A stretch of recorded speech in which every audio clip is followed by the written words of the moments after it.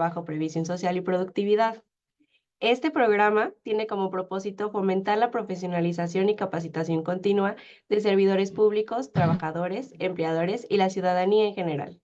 A través de capacitaciones virtuales buscamos proporcionar herramientas prácticas y conocimientos técnicos que permitan desarrollar las actividades laborales con mayor eficacia, eficiencia y calidad. Agradecemos profundamente la presencia del secretario de Trabajo de Previsión Social y Productividad, el maestro Luis Arturo Santiago Martínez, quien con su liderazgo y visión ha hecho posible la creación de estos espacios de aprendizaje y diálogo, y cuyo trabajo incansable en favor de las y los veracruzanos es testimonio de su compromiso por construir un Estado con mejores oportunidades laborales para todos. Sin más preámbulo, con gran respeto y admiración, le cedo el uso de la voz, señor secretario, para que nos dirija su mensaje de bienvenida en este acto inaugural. Muchas gracias y sean todos y todas bienvenidos. Hola, muy buenas tardes tengan todas y todos. La verdad, reciban desde lo más hondo de sus corazones un saludo muy fraterno de nuestra gobernadora, la ingeniera Rocío Nale García, porque está muy interesada ella en todo el esfuerzo que está haciendo los centros de conciliación, no solamente en Veracruz, sino en todo México, en torno a este tema de la conciliación colectiva, porque viene a fortalecer lo que es el sistema de justicia laboral en todo el país, en especial en México, en Veracruz. Quiero decirles que aquí en Veracruz tenemos la experiencia muy importante porque el Centro de Conciliación del Estado de Veracruz, de 10 casos que se le presentan, se concilian 8 y esto va generando que la justicia laboral sea pronta y expedita.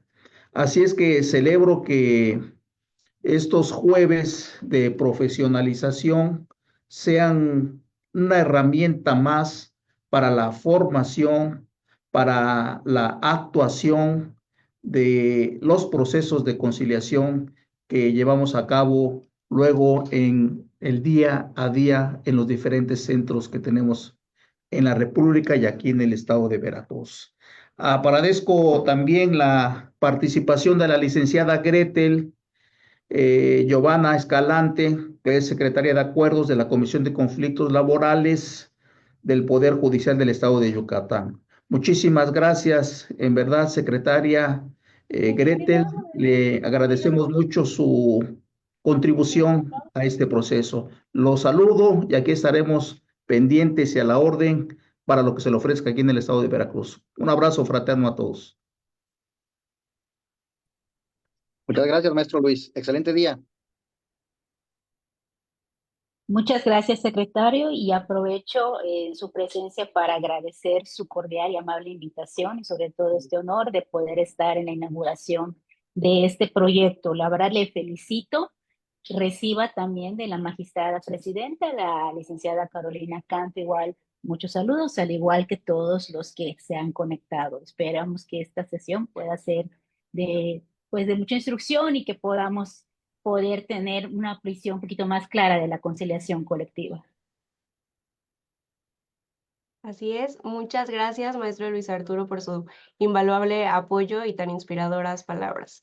Igualmente me permito expresar nuestro agradecimiento a la ponente de lujo que nos engalana esta tarde, la maestra Gretel Giovanna Escalante Rendis.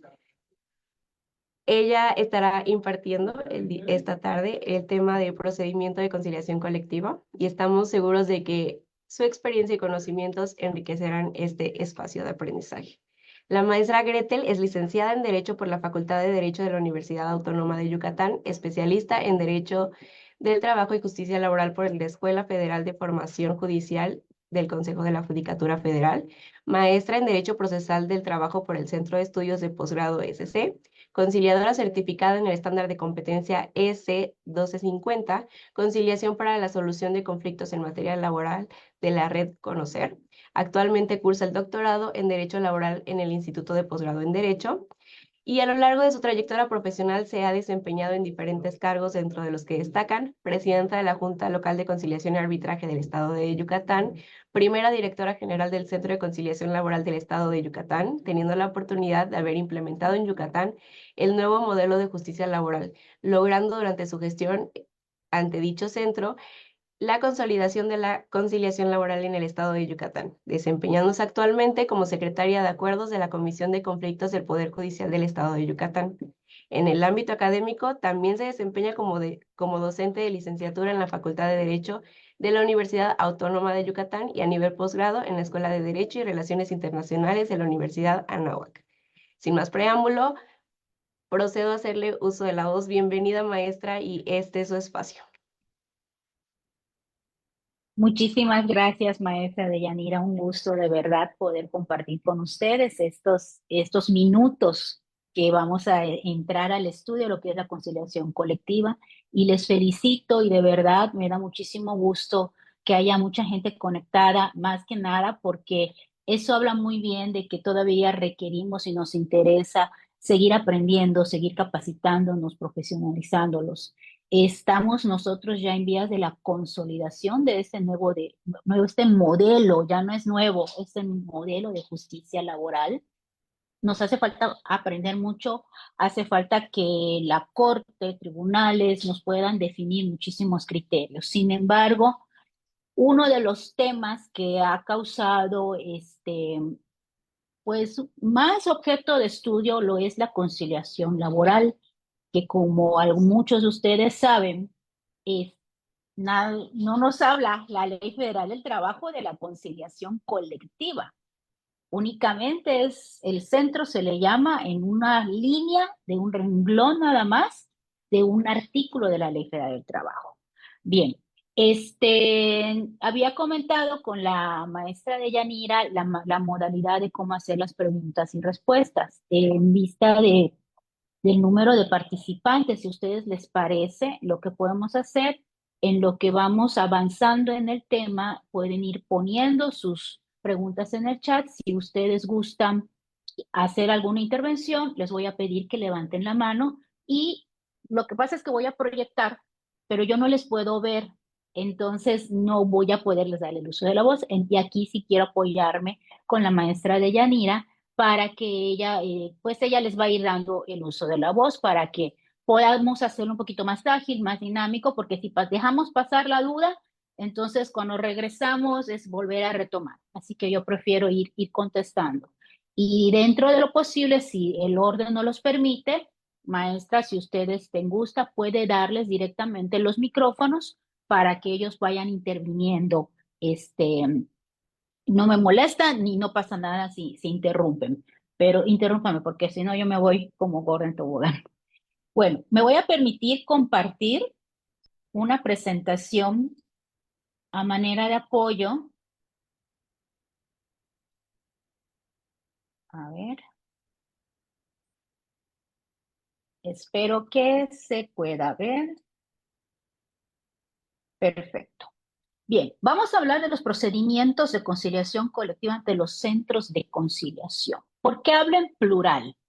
Porque el ejercicio de lo que es este modelo de justicia alternativa realmente nos ha llevado a implementar a los centros de conciliación varios tipos de procesos, los cuales vamos a aterrizar en esta tarde. Sin embargo, es necesario empezar a crear una conciencia social respecto de la negociación colectiva. ¿Por qué? Porque cuando estamos ante un procedimiento de conciliación colectiva, realmente lo que estamos haciendo es negociar los términos de las condiciones de trabajo. Pero este término de negociación colectiva en realidad no es nuevo, no se desprende de la reforma del 2019, sino que todo lo contrario, estamos dando cumplimiento a preceptos internacionales.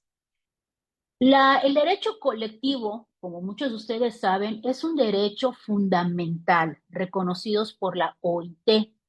La OIT, recordaremos que nace en el año de 1919 como consecuencia de la Primera Guerra Mundial. ¿Qué es lo que pasa? Cuando viene la Primera Guerra Mundial, estábamos saliendo o estábamos un poco ya entrando, saliendo de la Edad Media y entrando a lo que es la Revolución Industrial. Ya había pasado más de 50 años de la Revolución Industrial, pero la Primera Guerra Mundial aceleró el proceso de las nuevas formas de trabajo, porque se tenían que producir más tipos de armamento, empezaron a avanzar ese tipo de tecnología. Entonces, ¿qué fue lo que pasa? Las relaciones de trabajo comienzan a modificarse, comienzan a cambiar y empezamos a enfrentarnos a jornadas muy largas, extremadamente largas. No habían periodos de descanso, no habían salarios remuneradores, eran salarios muy bajos, se contrataba realmente a la familia, pero a la familia con la esposa, el papá, los hijos, y todos trabajaban en la misma empresa. Entonces, a partir de la conformación bajo el Tratado de Versalles en 1919, que pone fin a la Primera Guerra Mundial, se crea la Organización Internacional del Trabajo. En esa primera comisión, ahí tienen los países que la integraron y quién la preside, se crea un modelo tripartito en donde empiezan a intervenir lo que son representantes de los gobiernos, representantes de los empleadores y representantes de los trabajadores para tratar de dar solución a todos los problemas que se empezaban a generar.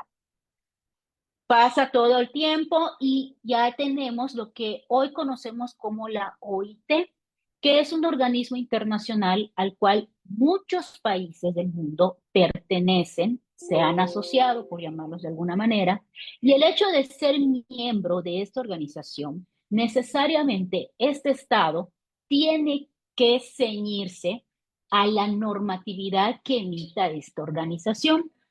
¿Y cuáles son los instrumentos que emiten? ¿Cuáles son los instrumentos por los cuales la OIT está regulando las relaciones de trabajo y empieza a sentar los principios y las bases de lo que es esto? Tenemos en primer término, y los más importantes, los convenios y los protocolos, que son tratados internacionales. Si recordamos nuestra última, la reforma anterior al artículo primero constitucional, a raíz de un reconocimiento de derechos humanos en cumplimiento a sentencias de la Corte Interamericana, entonces se reforma nuestra Constitución y empezamos a hablar de derechos humanos y elevamos al mismo nivel jerárquico los convenios internacionales juntamente con la Constitución. ¿Qué quiere decir? Que todos los convenios que México ha ratificado ante este organismo son vinculantes y el Estado mexicano está obligado a dar cumplimiento. Otro tipo de instrumentos son las recomendaciones, que son una especie de reglamentos o consejos de cómo se van a aplicar estos convenios y protocolos. Entonces, son esos instrumentos los que nosotros tenemos para empezar a enriquecer todo lo que es nuestra normatividad en materia laboral. En este lado, lado derecho mío, tenemos enlistado 11 instrumentos fundamentales. Son los convenios fundamentales que establecen los principales derechos reconocidos por la OIT. Como su nombre lo dice, son derechos fundamentales que son elevados a la calidad de derechos humanos. Los que nos ciñen para nuestro estudio es el 87, muy sonado desde la reforma de 2017, a la Constitución, que es de libertad sindical y protección al derecho a sindicalización. Tenemos el 98, que es el derecho de sindicación y negociación colectiva. Y todos los demás, si ustedes ven, están orientados a la no discriminación, eliminación de trabajo forzoso. Son 4 grupos de los cuales están hablando estos convenios. Del lado izquierdo, tenemos todos los temas que son considerados como principios fundamentales. Y son los 4 grupos que yo les decía. Tenemos libertad de asociación y libertad sindical y reconocimiento de la negociación colectiva. Aquí quiero llamar la atención. Los otros 3, pues ustedes ya los tienen a la vista y si hacen una comparación, ya van a ver a qué grupo pertenece cada convenio. Pero quiero resaltar que el derecho a la negociación colectiva está reconocido por la organización como un derecho fundamental un derecho inherente a la persona trabajadora. Esta negociación colectiva la tiene no solamente al formar parte de una agrupación obrera o empleadora, en este caso obrero porque estamos hablando de la OIT, también lo tiene como individuo. Este derecho de negociación colectiva y libertad sindical va en dos vías, como una persona en lo individual y como parte de un colectivo. Ahora bien, para poder hablar de negociación colectiva, ¿qué es lo que está tomando en cuenta la OIT? Lo que habíamos dicho, es un derecho fundamental. Y la OIT lo define como un mecanismo en donde estas partes, trabajadora y parte empleadora, se sientan a hacer un diálogo, a empezar a platicar sus intereses, sus pretensiones. Y a esto, cuando ya el Estado interviene y empieza a dirigir este debate y este diálogo, le llamamos diálogo social. Por eso es importante que el Estado intervenga, pero la intervención del Estado tiene límites, porque no puede haber injerencia en lo que es la vida interna del sindicato de los trabajadores. ¿Cuál es la intervención del Estado y el objetivo? Que lograr los acuerdos entre las partes y que estos acuerdos se formalicen. ¿De qué manera? A través de los contratos colectivos de trabajo o los contratos ley. ¿Qué temas se abordan en una negociación colectiva? Condiciones de trabajo, hablamos de salario, hablamos de jornadas, tiempos de trabajo, periodo de descanso, capacitación también, del derecho a la salud, pero actualmente también tenemos que hablar de las nuevas formas de empleo. Ya tenemos inmerso en la ley el teletrabajo, desde hace tiempo teníamos el trabajo a domicilio, ahora las labores de cuidado también ya son reconocidos a nivel internacional como trabajo. Entonces, todo esto, estos temas pueden entrar en lo que es una negociación colectiva. Y es lo que tenemos que aprender nosotros, tanto las partes, las autoridades, como los sindicatos, los propios trabajadores y también los empleadores. Que ya la negociación, cuando estamos hablando de negociar términos de un contrato colectivo, no únicamente nos vamos a limitar al repartimiento de la riqueza. ¿Quién gana más? ¿Cuántas son las utilidades? Si el patrón se está llevando más que los trabajadores. No solamente se limita a eso, sino también en las nuevas modalidades, los horarios de trabajo, la profesionalización de los trabajadores también. Porque ahora al trabajador hay que verlo como un ser integral, no como una herramienta o un elemento nada más, sino que con necesidades sociales, emocionales y físicas también.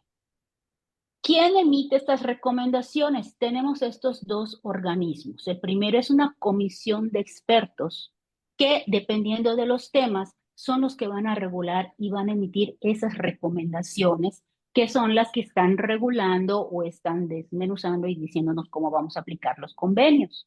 Pero hay un organismo muy importante que es el Comité de Libertad Sindical. Cuando hay alguna violación por parte del Estado a la libertad sindical, este caso, después de pasar muchos procesos jurídicos, finalmente puede llegar a este Comité de Libertad Sindical, quien lo va a analizar y va a emitir una opinión al respecto. Ese comité ha emitido diferentes criterios que son vinculantes porque hemos ratificado estos tratados internacionales. Hay un libro, ustedes lo pueden googlear y lo bajan, está en internet, que se llama Comité de Libertad Sindical. Y ahí van a ver ustedes todas las interpretaciones que hace este comité respecto de los convenios 87 y 98 y es de mucha ayuda, incluso para emitir sentencias. ¿Cuáles son los hechos que pueden violar la libertad sindical? Aquí están todos esos: discriminación, el constituir federaciones para afiliarse, el violentar este derecho para afiliarse a estas federaciones, etcétera. Ahora, ¿cuáles son los convenios importantes que nos reconocen el derecho de negociación y asociación colectiva? Los que ya hemos mencionado, tenemos el 87, el 98, Pero hay un convenio muy importante que nos está hablando específicamente de lo que es la negociación colectiva. Ese convenio fue emitido por la OIT en 1981 y es el convenio número 154. Tristemente no se le ha dado demasiada difusión en nuestro país a este convenio, pero en realidad este es un convenio, es un documento que todos los sindicatos deben de ya haber leído, de haber analizado para entender qué es realmente una negociación colectiva y llevarla de manera eficiente. ¿Qué más está obligado México respecto a la negociación colectiva? Cuando se firmó el último tratado internacional con Estados Unidos y Canadá, que es el TECMEC, el cual, pues próximamente, según se escucha, va a estar sujeto a revisión y pudiera sufrir algunas modificaciones, pero lo que tenemos vigente al día de hoy, México adquirió obligaciones y compromisos en materia colectiva. Para empezar, los tres países reconocieron la importancia de respetar los derechos colectivos, llámese libertad sindical, asociación y también lo que es la negociación colectiva, porque los tres países están afiliados a la OIT y también están vinculados.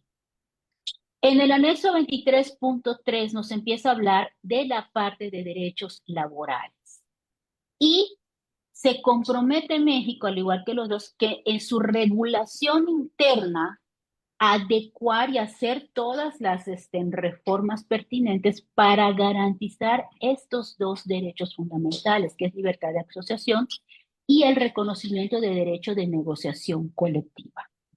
O sea, que nosotros estamos obligados a nivel internacional no solamente a respetarlo, sino también a fomentar lo que es la negociación colectiva. También respecto de la representación de los trabajadores en la negociación colectiva en México, de acuerdo al anexo 23A, México se obliga a establecer en sus leyes el reconocimiento a los trabajadores para poder participar de manera activa en estas negociaciones y también a prohibir dentro de sus leyes la injerencia de la parte empleadora respecto de lo que es la vida interna del sindicato.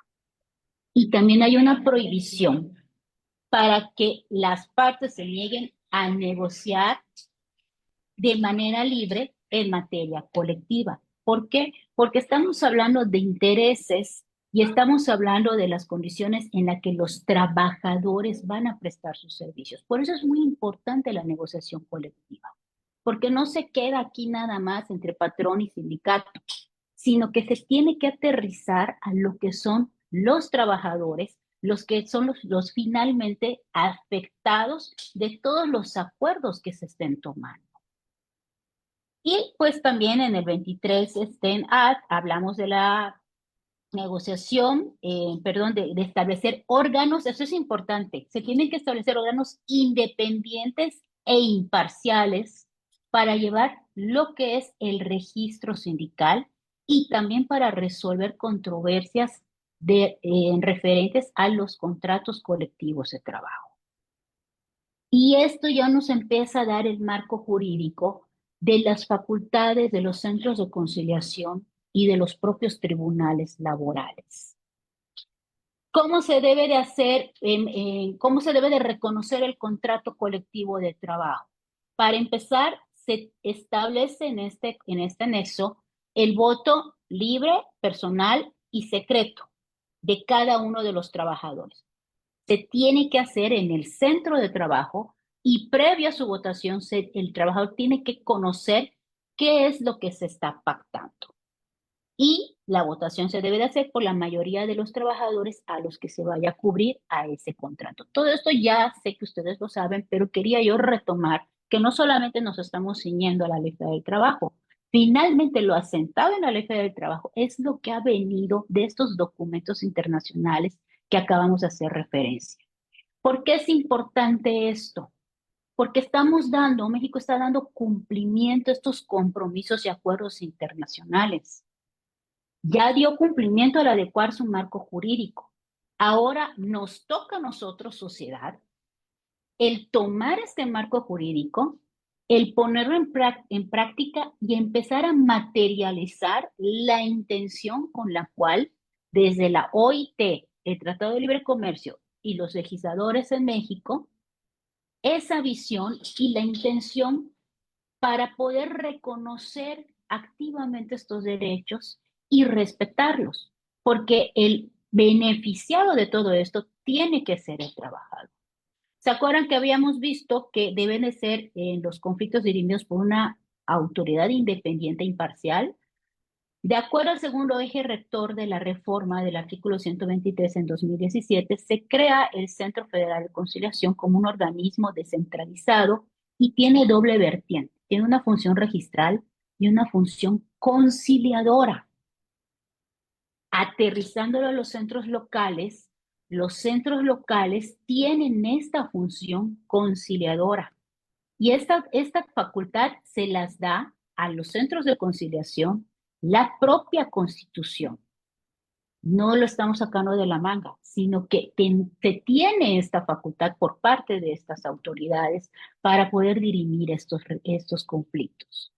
El tercer eje rector, que estaba totalmente enfocado en reconocimiento de derechos sindicales, versa en lo que tenemos aquí resaltado en negro: representación de las organizaciones y la certeza en el registro y depósito de los contratos colectivos. Y se garantiza la autorización mediante el voto personal libre y secreto. Eso ténganlo en la mente porque lo vamos a aterrizar cuando ya estemos materializando cómo se llevan los procedimientos ante los centros de conciliación. Hasta aquí, ¿alguien tiene alguna pregunta, algún comentario para seguir avanzando? Bueno, creo que sigo. Aquí les pongo las definiciones que nos da la Ley Federal del Trabajo de lo que es sindicato y lo que es contrato.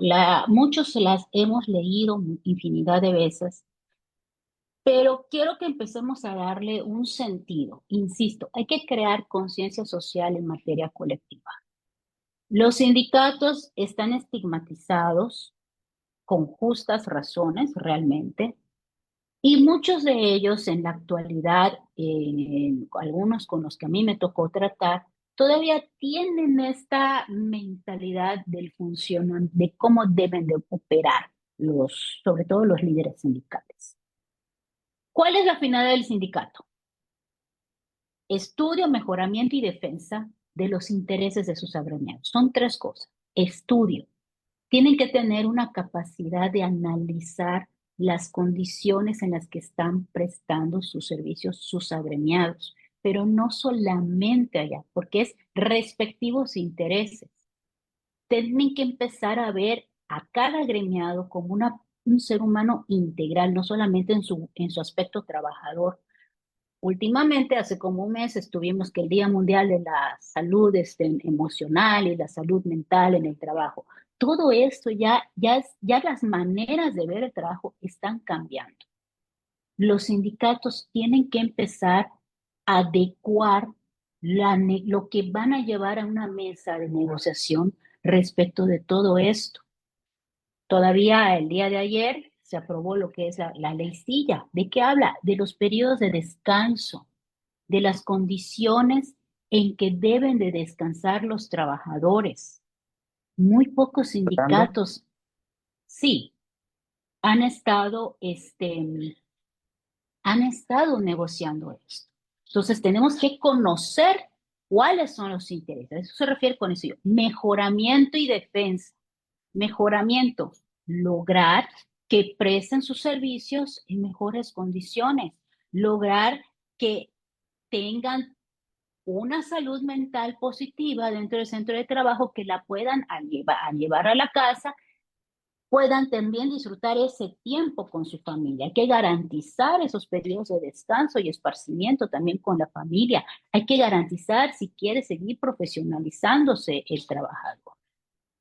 Ahora bien, la defensa de sus respectivos intereses. ¿A qué se refiere con esta defensa? Tengo un problema, tengo un sindicato que me ayude y me oriente y me diga cómo y qué hacer. Este es el objetivo del sindicato. Y todo lo que estén logrando en cumplimiento de estos objetivos se debe de formalizar mediante el contrato colectivo de trabajo. Para eso es lo que le está dando la formalidad y lo que va a reconocer. Y ese contrato colectivo de trabajo es muy importante porque va a regir todo lo que es lo que a todos los miembros de la base sindical, ¿de acuerdo? Y en caso de una defensa de los intereses, la ley que le va a servir, en la cual el juzgador se va a basar para decir si procede o no procede una acción, también es el contrato colectivo. En cuanto al convenio 98 y a la recomendación relativa a ese convenio, que es la 91, nos dicen que el contrato colectivo, el objetivo principal es reglamentar las condiciones de empleo. Insisto, no nos estamos sacando nada de la manga. Estamos dando cumplimiento a estos convenios y tratados internacionales. Entonces, realmente México y nuestros legisladores, no porque sean muy buena onda, hicieron todo esto. Ya habíamos ratificado el convenio 98, el cual no habíamos hecho y teníamos que cumplir. Por eso cambia todo el paradigma de lo que son las relaciones colectivas. Ya la cambiamos en ley, hay que cambiar nuestro chip ahora para materializar. Estos convenios y la recomendación que vemos en pantalla son los que nos están diciendo cómo debemos de llevar los procedimientos de negociación. Para empezar, tiene que ser, y vean, no lo estamos inventando ni estamos forzando la norma. Estamos dando cumplimiento. Esos procedimientos de negociación colectiva tienen que ser de manera voluntaria. ¿Qué quiere decir? Nos está abriendo una puerta para que las partes, los sujetos de la relación de trabajo de materia colectiva puedan acudir ante la autoridad o bien sentarse ellos en una mesa y empezar a platicar, empezar a tener este diálogo. Al mismo tiempo tienen que ser independientes, imparciales. Y el mismo convenio 151 nos habla que pueden hacerse esta negociación a través de la mediación, la conciliación y el arbitraje. O sea, si nos damos cuenta, estamos cumpliendo lo que es un convenio internacional. El 154 nos dice que cuando empecemos a hablar de negociación colectiva, tenemos que hablar de fijar las condiciones de empleo, de cómo se regulan las relaciones entre el empleador y el trabajador, cómo se regulan esas relaciones entre el empleador y las organizaciones de los trabajadores. Y también hay negociación colectiva cuando estamos hablando de una revisión contractual, de una revisión de los salarios, porque estamos hablando de las condiciones en las que el trabajador va a desempeñar su trabajo. Esto es lo que involucra la negociación colectiva. Eso es lo que tengo yo, sindicato y empleador, que llevar a la mesa. Y aquí lo tenemos ya en una serie de listas que voy a negociar: condiciones de empleo, negociación gestacional, es decir, cuáles son los problemas que se están dando en las condiciones de trabajo para ver si podemos mejorarlo. Y de acuerdo al comité, qué es lo que no puede entrar en la negociación, todo lo que corresponda al patrimonio de la parte empleadora. Sin embargo, para que la parte sindical pueda entender el por qué sí y por qué no, porque aquí sí me puedes dar 2 pesos y aquí no me puedes dar los 50 centavos que te estoy pidiendo, es importante tener una buena comunicación. Y para que esto se dé, también hay un estigma de los empleadores de decir: no, no te vas a meter en mis números porque es privado. Sí, sí es privado, pero explícale cómo es tu gasto corriente y de dónde está saliendo este dinero para que el trabajador igual dimensione la situación financiera de la empresa. Perdón por la expresión, pero no podemos matar a la gallina de los huevos de oro. Hay que saber hasta dónde es el límite de la parte empleadora también. Esos son los principios protectores de una negociación. Como decíamos, tiene que ser de manera libre y voluntaria. Las partes tienen que decidir qué van a negociar, qué no van a negociar, en qué términos van a negociar, pero muy importante tiene que ser esta negociación de buena fe. ¿Qué quiere decir? Que yo no puedo sentarme en la mesa con la mentalidad de que voy a ganarle y voy a lograr lo que yo quiero, cueste lo que cueste. Eso no es negociar de buena fe. Negociar de buena fe es de que mi trabajador tiene esta necesidad, mi empresa tiene esa problemática y te la voy a exponer para ver en qué podemos apoyar. Eso sí es negociar de buena fe, ¿sí? Y de acuerdo al Comité de Libertad Sindical y a la recomendación 92, cuando ya entramos ante una autoridad, ya estamos creando lo que es el diálogo social, pero esta autoridad también está obligada a respetar principios. Uno de ellos es la buena fe de las partes, las tiene que respetar y también la autoridad tiene que tomar de buena fe todo lo que ellos traigan. Otro de los principios es la independencia, la imparcialidad, ¿sí? Para poder crear y abrir este canal de comunicación y que puedan llegar a los acuerdos. Ahora bien, lo que yo les decía, la Ley Federal del Trabajo es totalmente omisa al momento de hablar de una conciliación colectiva. Si bien, como hemos visto en las láminas anteriores, la OIT me está diciendo, e incluso en el TECMEC prácticamente se menciona, y la misma Constitución le da la facultad de conciliación a los centros, ¿por qué no hay un proceso de conciliación colectiva? Únicamente nos aparecen de las facultades de negociación colectiva de los centros de conciliación en el artículo 921 bis. Y este artículo está dentro de lo que es el procedimiento de huelga. ¿Qué quiere decir? Este es otro tópico que ha estado muy mal utilizado por la parte sindical.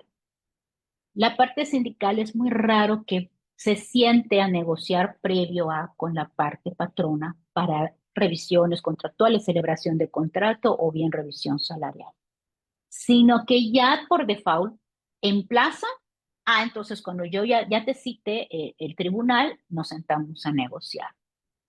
Pero esa no es la naturaleza del procedimiento de huelga.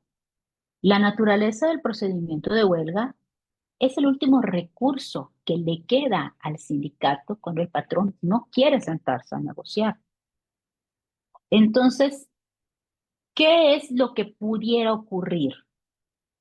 Que haya un procedimiento de negociación colectiva previo a la huelga.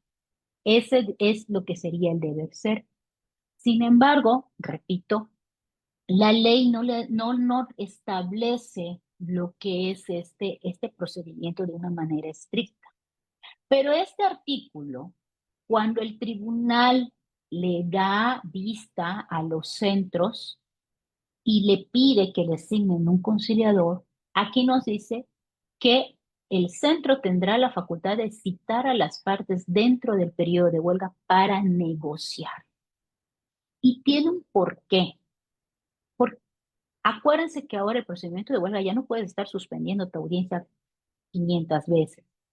Lo que se trata aquí es realmente que haya este respeto irrestricto al derecho de negociación colectiva, que sea real, que haya un avance en los acuerdos tomados, que estén guiados y que dentro de esta fase que la ley le llama prehuelga, se puedan empezar a tomar los acuerdos. Ahora bien, lo que yo les decía, no necesitamos llegar al emplazamiento para sentarnos a negociar y esto tiene su base legal en los tratados y convenios internacionales que hemos mencionado. Es de manera voluntaria, ante autoridades independientes, ante autoridades imparciales.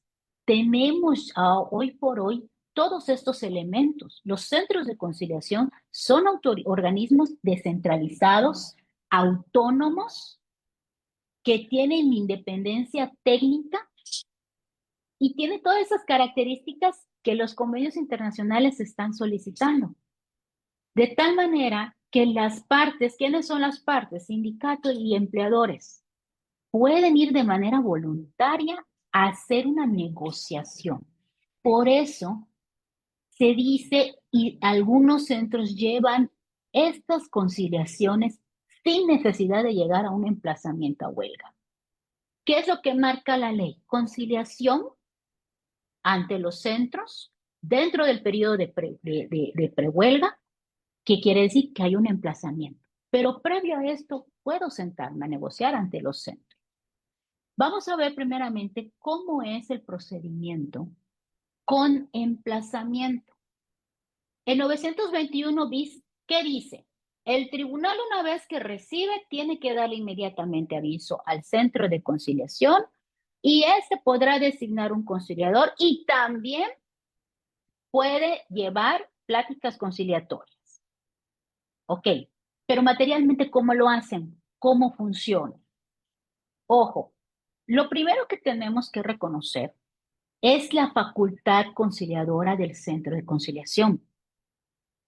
Es la facultad del conciliador asignado de poder llevar de manera activa estas pláticas y fomentar lo que es el diálogo social. Por eso les hablé hace un momento de qué es el diálogo social. Tengo a la parte trabajadora, a la parte empleadora y hay una autoridad que está tratando de que lleguen a un acuerdo. Al sentarme con la autoridad estoy ante un diálogo social. ¿Y quién más imparcial que un conciliador del centro que al final del día, si no se llega a un acuerdo, el que va a resolver respecto de la huelga y el sentido de la resolución definitiva va a ser el juez?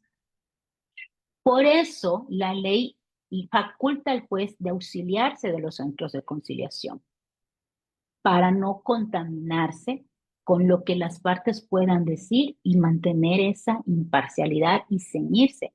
Obviamente, esto no quiere decir que el juez no puede intervenir. Por supuesto que puede llevar las negociaciones, las conciliaciones también, dentro del procedimiento de huelga. Entonces, el tribunal ya recibe lo que es el emplazamiento, hace su acuerdo. Si admite el emplazamiento, entonces le notifica al centro de conciliación. ¿Qué le va a correr traslado al centro de conciliación?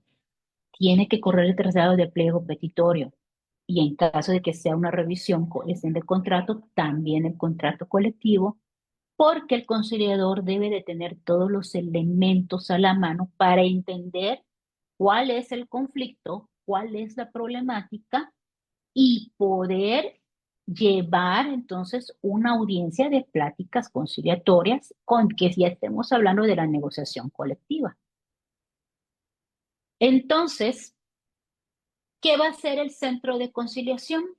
Al recibir esta notificación por parte del tribunal, va a hacer dos cosas. Lo primero, va a designar a un conciliador al tribunal y le va a decir, el conciliador Juan Pérez es el que va a acudir a las audiencias de conciliación señaladas por el tribunal, porque el tribunal señala sus audiencias de conciliación. Va a designar al conciliador y lo va a facultar.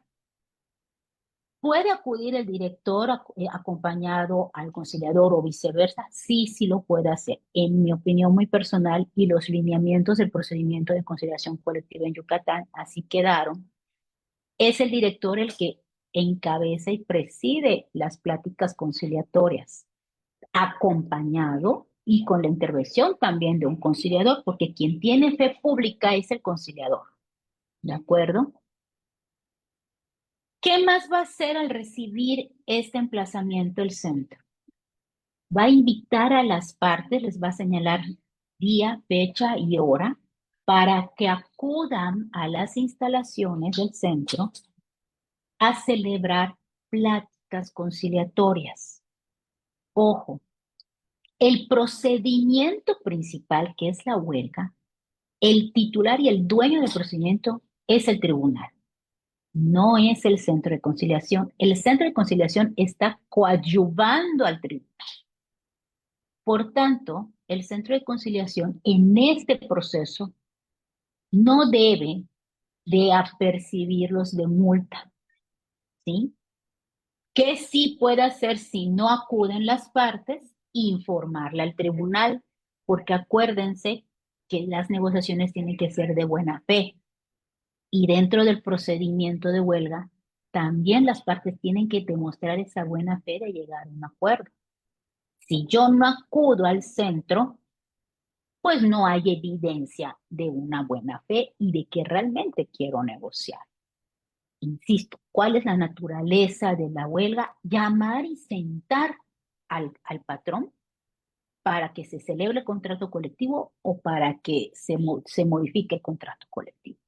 Por eso se establecen las pláticas conciliatorias. ¿Cuál es el objeto de estas pláticas conciliatorias? Lograr que las partes se entiendan, fomentar el diálogo social, que haya un desarrollo eficiente de la negociación colectiva, ¿sí? Y el objetivo principal y la finalidad es lograr los acuerdos mismos que pueden ser formalizados ante el Centro de Conciliación Laboral. Ahora, una vez que el centro recibe el oficio, le va a asignar el número, va a designar el conciliador, emite los citatorios, notifica a las partes. ¿Y qué pasa en la audiencia de pláticas que se celebran ante el centro? El conciliador y en su caso también el director general van a encabezar y deben de estar los representantes del sindicato o un apoderado y también el empleador. Pueden pedir, si el tribunal no les envía a quienes les ha reconocido personalidad dentro del procedimiento de huelga, el centro de conciliación sí debe de pedir que se identifiquen y que acrediten especialmente el sindicato que tiene facultades de negociación cuando estamos hablando de lo que es el contrato colectivo, ¿sí? El centro de conciliación en esta primera audiencia de pláticas debe de proponer una programación o una agenda de trabajo. En un pliego petitorio, pues normalmente no vas a emplazar a huelga por un punto, son varios puntos. Esta agenda de trabajo debe de estar basada en el pliego petitorio. ¿Cómo se establece? Acuérdense que en huelga todos los días y horas son hábiles. Entonces, el tribunal para estas alturas ya debió de señalar una fecha de audiencia de conciliación ante el tribunal y antes de esa fecha se pueden programar las audiencias de pláticas conciliatorias ante el centro que sean necesarias y que consideren las partes. Y en base a todas las pláticas o el número de pláticas acordadas, se puede distribuir los puntos del pliego petitorio de tal manera que se empiece a ver un avance. Es decir, hablamos de los puntos 2, 3, 4 el día de hoy, nos llevamos tarea en la casa y en la siguiente sesión aterrizamos estos puntos 2, 3, 4 y avanzamos con el 5, 6, 7. Ese es fomentar lo que es una buena plática conciliatoria. ¿Qué pasa si dentro de esta conciliación ante el centro acuerdan todos los puntos? Porque ha ocurrido, déjenme decirles, si llegan a un acuerdo durante las pláticas, se celebra un convenio, no un contrato colectivo, un convenio donde se ponen y se establecen todos los puntos acordados por las partes. Por eso tienen que tener esta facultad de negociación, de que puedan representarlos, van a firmar este convenio, ¿sí? Pero este convenio va a estar sujeto a la aprobación de la base sindical, porque acuérdense, como vimos en láminas pasadas, tiene que ser votado mediante voto secreto, personal, libre, y la ley federal le aumentó directo, ¿sí? Entonces, el sindicato se compromete en ese convenio a agotar este procedimiento administrativo de voto de ese contrato colectivo y hacer el registro correspondiente ante el Centro Federal de Conciliación y Registro Laboral. El Centro de Conciliación, ante quien se celebró el convenio, una copia con firma autógrafa la va a remitir al tribunal dueño del emplazamiento y también de manera electrónica le va a informar al Centro Federal. Esa información que se le da al Centro Federal no tiene más carácter que ese, informativo. El Centro Federal no va a sancionar ese convenio, únicamente es un aviso, ¿de acuerdo? ¿Qué es lo que sí va a sancionar el Centro Federal? Una vez que ese contrato colectivo, que incluye los acuerdos que tiene el convenio celebrado, me lo dé a mi Centro Federal, reviso que no haya renuncia de derechos. Yo, Centro Federal, reviso que se haya hecho el procedimiento de votación correspondiente de la manera que la ley determina. Entonces le voy a dar el registro correspondiente. El sindicato, cuando recibe ese registro, le tiene que informar al juez de la causa del emplazamiento de huelga y también, a su vez, al centro de conciliación donde se celebró el convenio, para que de esta manera el expediente se archive como asunto total y definitivamente concluido. Esto es importante porque ni el juez ni los centros de conciliación tienen la facultad de registrar el contrato colectivo. Únicamente la facultad le corresponde al Centro Federal de Conciliación y Registro Laboral por disposición constitucional. Pero como comentábamos, también tenemos una conciliación colectiva sin emplazamiento. ¿Por qué? Porque la OIT dice que puede ser de manera voluntaria. De hecho, es preferible a través de la conciliación, de la mediación o del arbitraje. ¿Qué autoridad tenemos independiente que esté dentro de estos rubros? El Centro de Conciliación, que tiene facultades de conciliación a nivel constitucional. Y esa facultad de conciliación no solamente es en lo individual, abarca también en lo colectivo. ¿Y dónde nos fundamentamos para decir tienes facultades de conciliación colectiva? El mismo 921 bis nos lo dice. El hecho de que inviten al Centro de Conciliación a ser parte de un procedimiento colectivo, les están dando facultades, más bien les están reconociendo facultades de conciliación y negociación colectiva. Entonces es como empezamos a cerrar el círculo. ¿Cómo se pudiera hacer una conciliación colectiva sin emplazamiento? Cualquiera de las partes puede acudir al centro de conciliación, acredita sus facultades y hace una solicitud para que citen a su contraparte a una negociación colectiva. ¿Qué puedo negociar? Todo lo que ya dijimos. Ya materialmente, la celebración de un contrato colectivo, el cumplimiento de un contrato colectivo, la modificación de un contrato colectivo, revisión salarial. Lo que marca la ley. ¿Se puede hacer sin necesidad de llegar a la huelga? Sí se puede hacer. La propia OIT en su convenio internacional nos lo ha dicho. Cuando el Centro de Conciliación recibe esta solicitud, lo va a manejar como un procedimiento de conciliación colectiva, va a señalar fecha y hora de audiencia, va a emitir los citatorios correspondientes, le va a notificar al solicitante en ese momento y le va a correr traslado y va a notificar a la parte citada.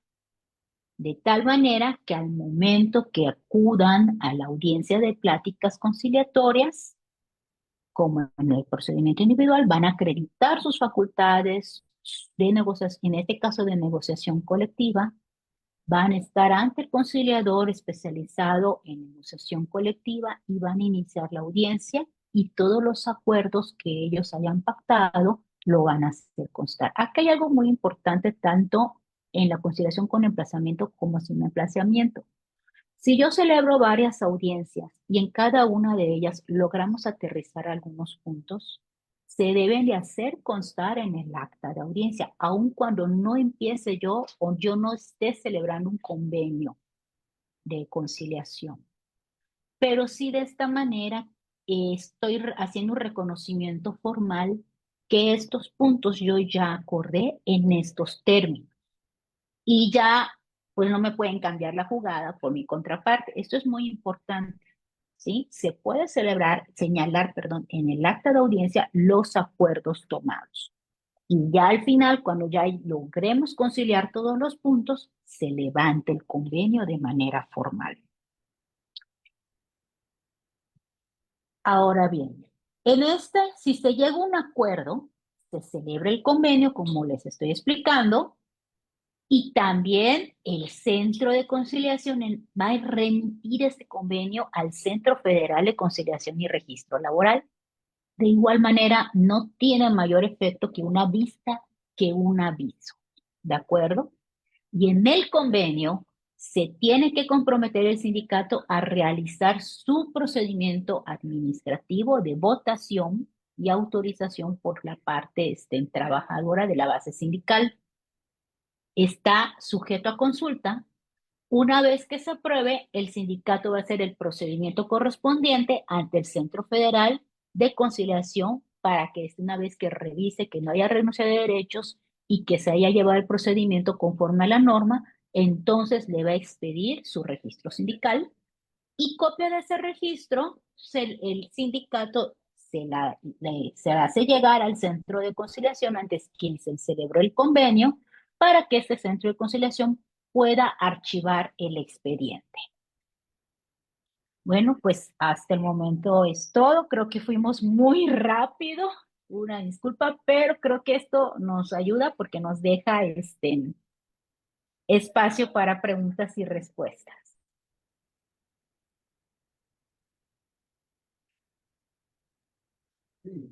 Muchas gracias, maestra Gretel. Eh, para los que quieran participar, o me pueden escribir por el chat o pueden levantar la mano.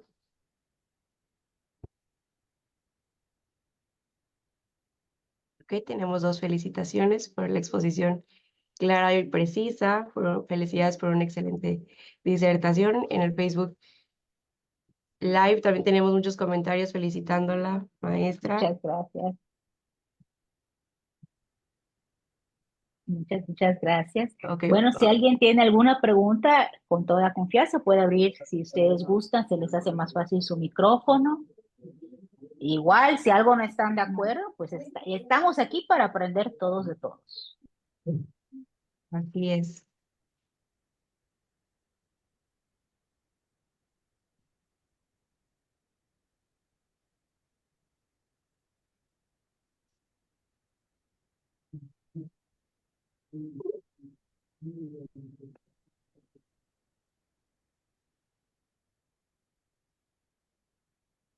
A ver, voy a leer Vietas lo que están poniendo en el chat del Zoom. Les agradezco sus felicitaciones, de verdad, y lo que necesiten con todo gusto. Dice Emilio Salas, y tiene toda la razón, coincido con él, es muy importante el tema de que sin emplazamiento puedan las partes acudir a conciliar. Eso es muy importante realmente porque esto nos está abriendo la puerta. Insisto, al final del día, los beneficiados de lo que se pacte en un contrato colectivo son los trabajadores. Y el hecho de que las partes se sienten cuando no hay emplazamiento, les da legitimidad y certeza jurídica principalmente a los sindicatos, porque se está garantizando que realmente se está viendo por los intereses.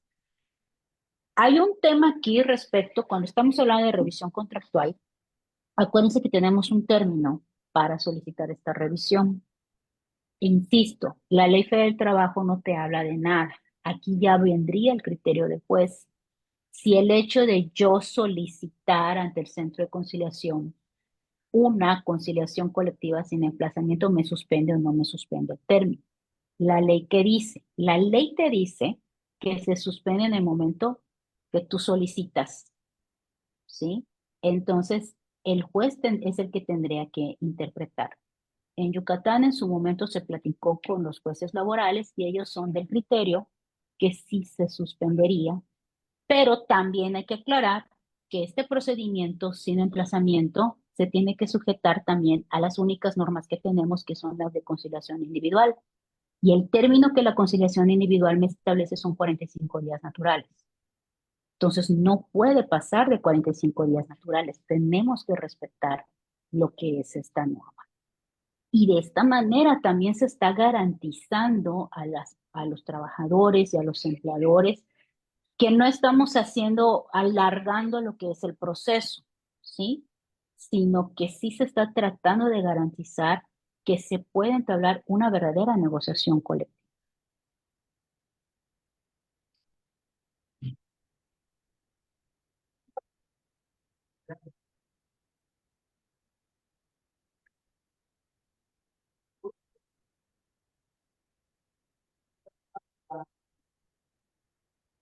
Mm, No sé si alguien está hablando, pero no escucho muy bien.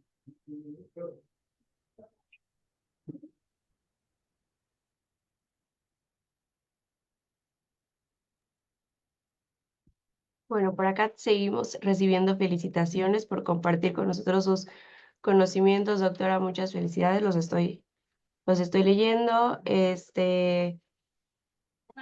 Tenemos varios preguntando si puede compartirnos sus diapositivas. Sí, claro que sí, se las envió a la maestra de Ayanara y, y ella se las hace llegar. Por supuesto, claro que sí. Buenas tardes. Buenas tardes. Cuando, por ejemplo, los sindicatos solo asisten como requisito para luego volver a regresar al tribunal, cuando no quieren, en este caso, entablar una conversación en el centro de conciliación. Nos ha pasado muy seguidos que hay ciertos sindicatos que solo llega y dice, no, aquí no me gusta, yo no quiero aquí hablar nada del tema, yo nada más vengo como requisito para posteriormente que en el tribunal se desahogue todo el proceso. Es cierto, licenciada, tiene usted toda la razón, y eso déjeme decirles que tristemente es a nivel nacional. Igual nos pasó. Yo en lo personal, cuando salió esta reforma y empezamos a hacer los lineamientos de lo que es la conciliación colectiva, y el Centro Federal empezó a dar, fue el primero que empezó a dar las directrices y todo, yo pensé que los que iban a recibir mejor todo esto eran los sindicatos, porque es para beneficio de los trabajadores, insisto. ¿Qué es lo que pasa en una huelga? ¿Qué es lo que los sindicatos no han dado toda la información o no lo están viendo los dirigentes sindicales? Se pone en riesgo primero la fuente de empleo, porque si la estoy condicionando o la estoy amenazando o una consecuencia de la huelga es el paro de labores, que es lo que se quiere evitar. El paro de labores no solamente afecta a la empresa, afecta al trabajador. El trabajador en ese periodo deja de recibir salario. ¿Y qué pasaba antes? Una huelga, una suspensión prolongada llevaba a las empresas a la quiebra. Si es una empresa extranjera, se van, entonces se forma una bola de nieve. Al principio, no sé si recuerdan, yo dije que tenemos que cambiarnos el chip y los dirigentes sindicales no han podido hacer eso. Se han quedado con la información del antiguo procedimiento, con las costumbres del antiguo procedimiento y no están entendiendo la importancia de los conciliadores y lo útil que pueden ser para poder llegar a una negociación. En pocas palabras, no ven a los centros como una autoridad, ¿sí? Ese es el estigma que hay que quitar. ¿Cómo se quita? Mediante difusión, creando conciencia social, haciendo a las partes, a los trabajadores, irles enseñando cuáles son las facultades de los centros de conciliación, legitimar a las autoridades. Entonces, hay que cambiar la manera de pensar de los líderes sindicales, pero este problema es a nivel nacional, realmente. Y sí hay que enfocarse a las cámaras de los trabajadores, porque el sector empresarial es el que sí acude a sentarse ante el centro y es el que mayormente está en mejor apertura y disposición para llegar a acuerdos. Entonces, sí, los líderes sindicales son los que necesitan una gran instrucción y los conciliadores que atiendan colectivo necesitan tener mucha paciencia, mucha entereza, sobre todo, para explicarles, para decirles a los sindicatos, contarles los beneficios Y es como cuando pasó con la conciliación individual, no hay que quitar el dedo del renglón y hay que continuar hasta que se entienda cómo funciona este proceso y que empiecen a palpar los beneficios.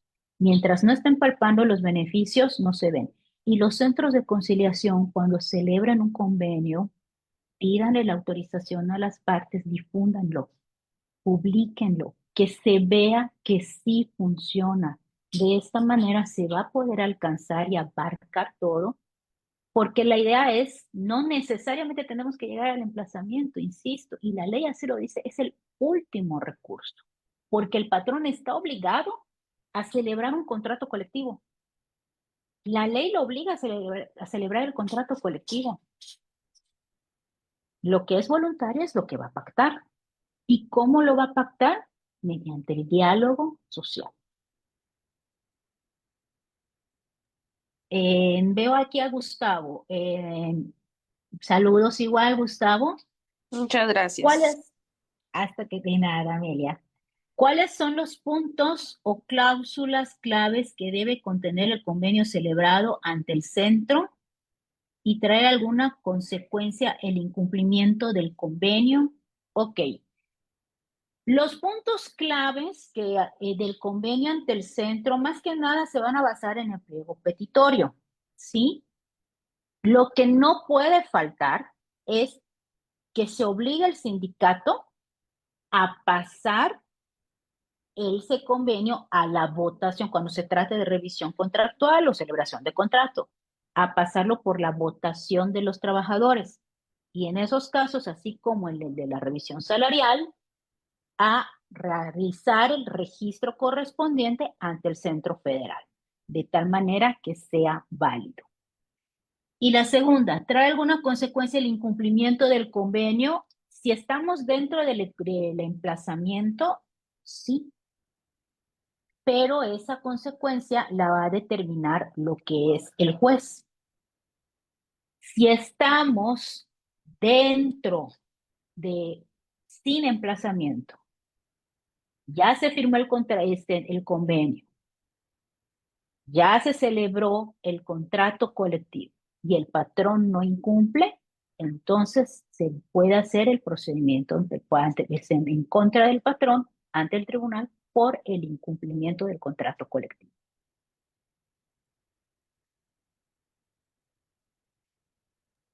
Buenas noches, maestra. Buenas noches, Landy. Una preguntita es, bueno, además de la pregunta, ¿no? Es verdad lo que usted acaba de decir, de que muchos líderes sindicales no quieren entender todavía este nuevo sistema.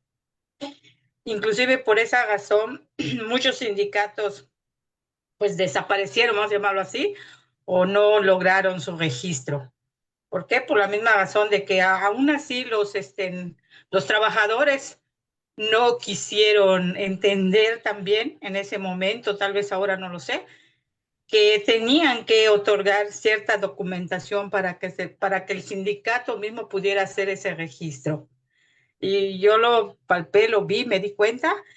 Usted sabe por qué, porque pues, mi esposa era el líder.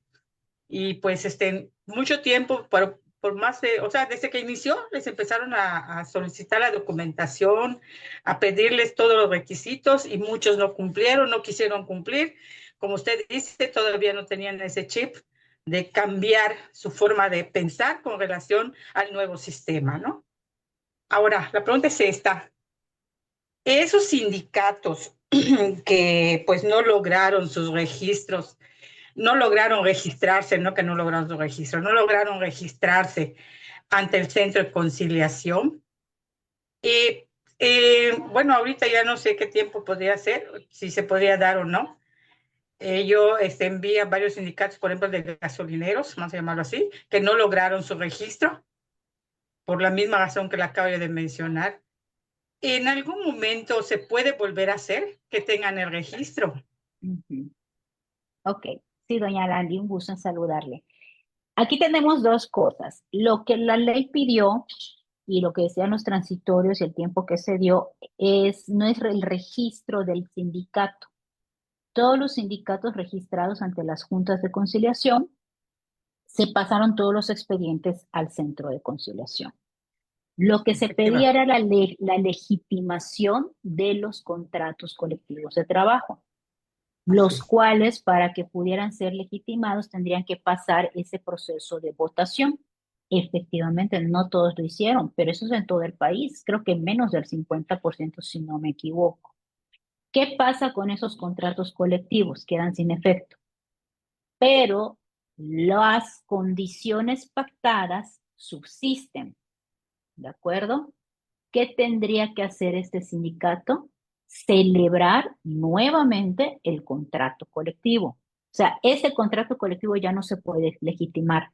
Hay que hacer un nuevo contrato colectivo, hacer el proceso de votación y posteriormente el registro ante el centro de conciliación. Y esto lo puede hacer en cualquier tiempo. Lo que ya no puede hacer es la legitimación del que ya estaba, del que ya regía. El que ya regía queda, o sea, ya no está reconocido por el Centro Federal. Ok, muchas gracias, maestra. De nada, doña Landy. Licenciada Dayanara, no sé si haya alguna otra pregunta o comentario.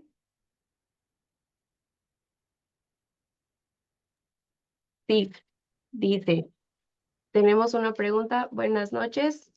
Los sindicatos se pueden formar y registrar sin un patrón, pues deben cumplir con el contrato colectivo, pero en el contrato existen dos partes, patrón y sindicato. Anteriormente existía, por ejemplo, sindicato de zapateros, sindicato de meseros, etcétera. Recuerden que de acuerdo a la ley hay sindicatos de industria, de empresa, gremiales, etcétera. Y a partir de la reforma, ya este listado o estas agrupaciones ya no es de manera limitativa, ¿sí? Se pueden crear otros tipos de sindicatos y eso se debe a las nuevas modalidades de trabajo, ¿sí? El sindicato puede existir, pero para celebrar un contrato colectivo sí se necesita una parte patrona. ¿Con quién voy a celebrar el contrato colectivo? Pues con la persona empleadora con la que se tenga la relación de trabajo. Para que una relación de trabajo exista necesariamente tienen que haber los sujetos que es el trabajador y el empleador. Entonces, para que haya la celebración sí tiene que haber un empleador. Pero el sindicato, con que cumpla lo que me establece la ley, más de 20 miembros, en que estén en alguno de estos listados, o bien crear un listado, pero fundarlo, justificar el motivo por el cual se les debe de dar el registro.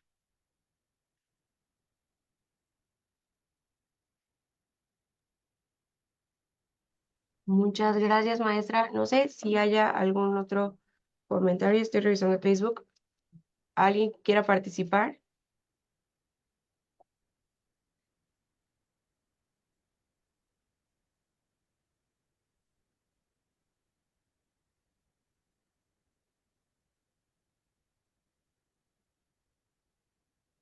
Ok, creo que entonces, maestra, creo que así podemos concluir la conferencia inaugural de este programa de Jueves de Profesionalización. Muchas gracias, maestra Gretel, por su valiosa participación y por compartir con nosotros toda su experiencia. Voy a compartir pantalla un segundo.